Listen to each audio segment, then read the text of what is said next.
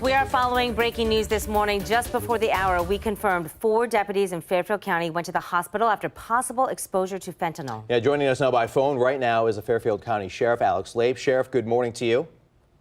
Good morning. Now, Sheriff, we first want to ask you, of course, we're thinking of the deputies at this hour. How are they doing after being exposed to fentanyl? They're doing well. They were, after their initial exposure, they were treated and released from the Fairfield Medical Center, the local hospital here in Lancaster. Certainly this is a frightening situation, because we know it doesn't take much with fentanyl to really be dangerous. We got word of this overnight. So take us back, Sheriff, to the beginning when this all started with an inmate transport.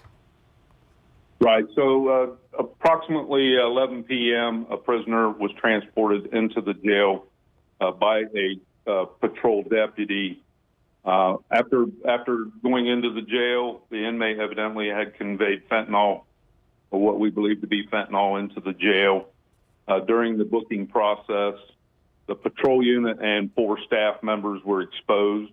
They were all 4 plus the patrol deputy were transported to Fairfield Medical Center by the Lancaster Fire Department. The EMA and the Major Crimes Unit detectives, along with our detectives, responded to the jail to conduct an investigation and also to decontaminate not only the booking area but also the patrol vehicle. And you mentioned to us that this has happened before at the jail. Have you had the hazmat team called in like this? Have you had exposures to other deputies during this check-in process at the jail? Is this a frequent thing? Well, I mentioned earlier that it had happened to our patrol deputies, not necessarily in the jail. We've had patrol units on traffic stops that have had exposure to fentanyl and had to be administered Narcan on the scene alongside the road. So the potential for this to happen is out there. We're prepared with different protocol to address it, and the availability of Narcan kind of helps us be prepared for these events. And Sheriff, we were talking too, fentanyl is 50 times stronger than heroin. It takes just 0.25 milligrams for it to be deadly. So really, what other steps do you think your deputies can take, should take to protect themselves, staff, and really the public, because the drug crisis is still happening? Well, that's true.